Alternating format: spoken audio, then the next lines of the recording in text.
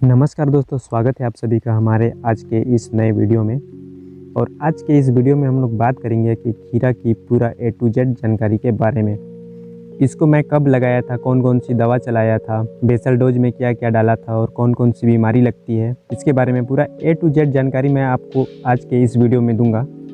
तो सबसे पहले बात करते हैं खेत की तैयारी के बारे में। तो पहले खेत को मैंने 3 से 4 बार कल्टीवेटर से जोत लिया था। 3 से 4 बार अच्छी से कल्टीवेटर से जोतने के बाद इसको मैंने रोटावेटर में पूरा मिट्टी को एकदम अच्छे से भुरभुरा कर लिया था। रोटावेटर इसमें अवश्य से चलाएं, क्योंकि मिट्टी अगर अच्छे से भुरभुरा रहता है तो फिर मल्चिंग वगैरह बिछाने में काफ़ी आसानी रहती है और पौधा भी अच्छा खासा ग्रोथ करता है। ज़मीन को पूरा भुरभुरा बनाने के बाद रोटावेटर में इसमें बारी आती है इसमें शेड बनाने की, जिसको कि हम लोग गार बोलते हैं। तो गार मैंने ट्रैक्टर से बना लिया। उसके बाद इसमें डाला गया बेसल डोज। मैंने 1 एकड़ में खीरा लगाया है और इसमें मैंने 2 ट्राली गोबर डाला, 1 बोरा DAP, 45 kg पोटास और 90 kg इसमें सुपर डाला था। और साथ में 1 बाल्टी जो जाई माती सागरिका की बाल्टी वाली खाद उसको डाला था। इन सभी को आपस में फेंट लिया। उसके बाद जो गार है इसमें डाल के अच्छे से मिला दिया गया। उसके बाद बारी आती है इसमें ड्रिप पाइप बिछाने की। तो जितना भी बेसल डोज है मैंने डाल लिया। उसके बाद इसमें मैंने ड्रिप पाइप बिछाया।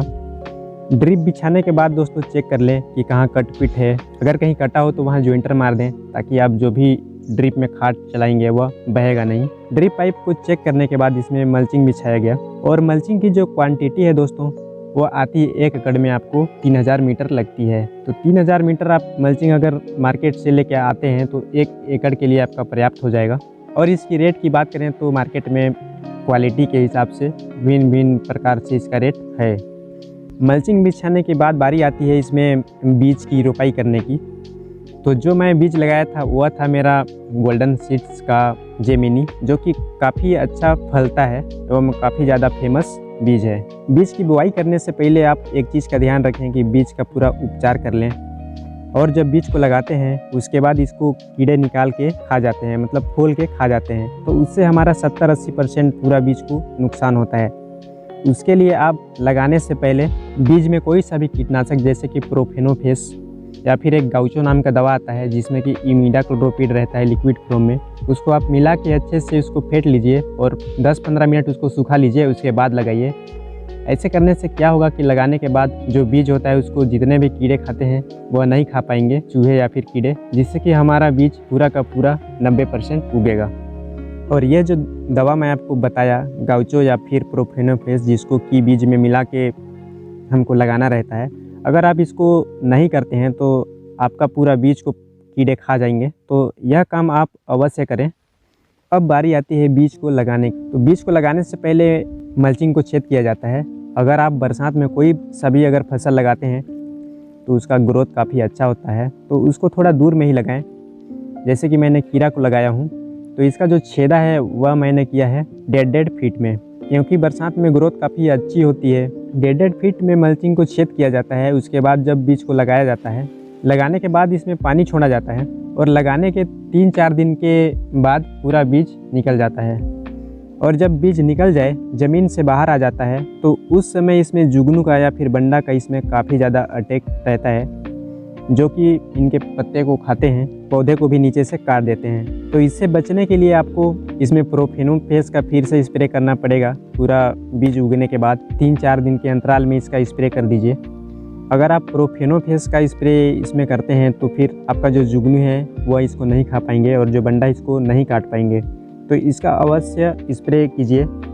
और अगर बस जुगनू खा रहा है तो इसमें इमिडाक्लोप्रिड जो आती है उसका स्प्रे कीजिए। और यह दवा काफ़ी सस्ती है, लगभग 20 रुपये पर पम्प के हिसाब से यह पड़ती है और काम भी काफ़ी बेहतरीन करती है। तो दोस्तों, जब पौधा 8-10 दिन का हो जाए तब इसमें आप ग्रोथ के लिए खाद चलाइए, जैसे कि 18-18, 19-19, 12-61 इत्यादि का आप स्प्रे भी कर सकते हैं। ड्रिप में भी चला सकते हैं।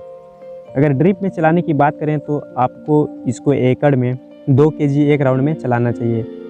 और अच्छी ग्रोथ के लिए आप इसको 2 से 3 राउंड अवश्य चलाएं, जिससे कि आपका पौधा एकदम मोटा ताज़ा पूरी तरह से स्वस्थ हो और ग्रोथ भी अच्छे से करे। जब पौधा 10 से 12 दिन का हो जाए, 3-3 पत्ते का, तब उसमें एक और बीमारी आती है थ्रिप्स का। उस समय थ्रिप्स का इसमें अटैक काफ़ी ज़्यादा रहता है।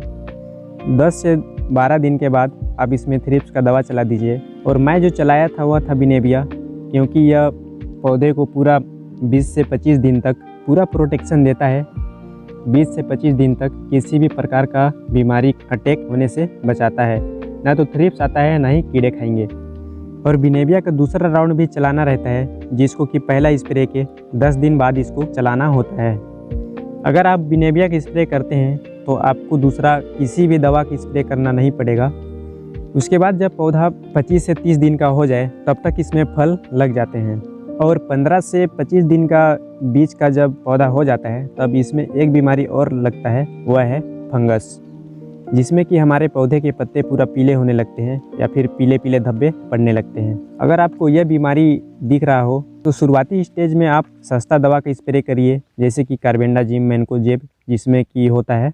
शुरुआत स्टेज में यह दवा इस बीमारी को कंट्रोल कर देगा। महंगा दवा चलाने की आपको ज़रूरत नहीं है, पर ध्यान रहे फर्स्ट स्टेज में सस्ता दवा का ही उपयोग करें। अगर आपका पौधा फलने लगा है, आप उसका तोड़ाई कर रहे हैं, तो महंगा फंगीसाइड का उपयोग करिए, जैसे कि नेटिवो। जब पौधा 30 से 35 दिन का हो जाता है तब यह फर्स्ट तोड़ाई करने के लायक हो जाता है, तब तक यह हमें फल दे देता है। अगर आपका भी पौधा अगर 30 से 35 दिन का हो जाए तब उसमें आप फिर फल फूल का दवा चलाइए। और जो खाद है इस टाइम चलाने के लिए वह है 13-045 का कोली, 052-34, 0050 वगैरह का इस टाइम हमें पौधों को देना रहता है। और इन सभी का अगर एकड़ में बात करें दोस्तों, तो 2 से 3 kg प्रति एकड़ के हिसाब से हमें देना चाहिए। मैं जो चलाया था वह चलाया था 1 एकड़ में 3 kg का कोली और 2 kg 13-045। और जब फल टूटने स्टार्ट हो जाते हैं उस समय एक एक दिन के अंतराल में हमें इन सभी खाद को चलाना रहता है, और एक एक सप्ताह के अंदर आप 1261 वगैरह का भी स्प्रे या फिर ड्रिप में पौधों को अवश्य दें। 13-045, 052-34, 0050 इत्यादि का एक एक दिन के अंतराल में हमें पौधों को देते रहना चाहिए।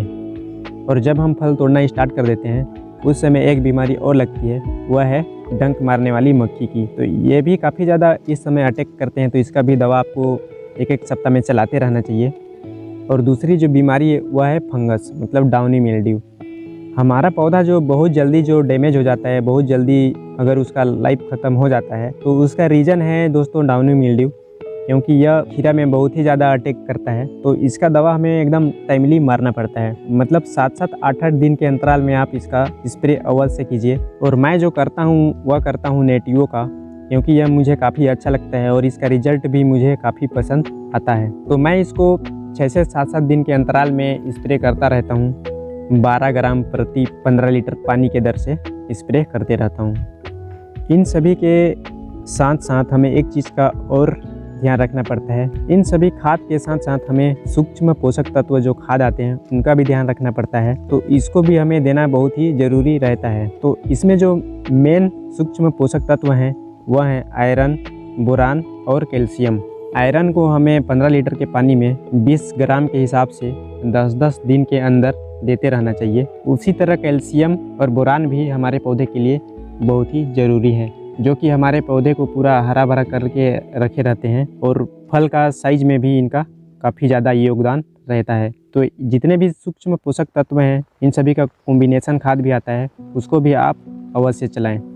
खीरा में हमें ह्यूमिक एसिड वगैरह का ज़रूरत पड़ता है, तो बीच बीच में आप इसको भी चलाते रहिए। अगर आप इन सभी बातों का ध्यान रखते हैं तो आपका काफ़ी लंबा चलेगा। आप देख सकते हैं मेरा खीरा को मैं इसका 10 तोड़ाई कर चुका हूं, और मेरे को लगता है कि 6-7 तोड़ाई मैं और करूंगा। अगर आप भी इस तरह का लंबा प्रोडक्शन चाहते हैं तो इन सभी बातों का ध्यान रखिए, एक भी पॉइंट को स्किप ना करिए, क्योंकि ये सभी पौधों के लिए बहुत ही ज़रूरी। अगर यह जानकारी आप सभी को अच्छा लगा हो तो वीडियो को लाइक कर दीजिए और चैनल को सब्सक्राइब कर दीजिए और शेयर कर दीजिए। इसी के साथ मिलते हैं अगले वीडियो में। धन्यवाद।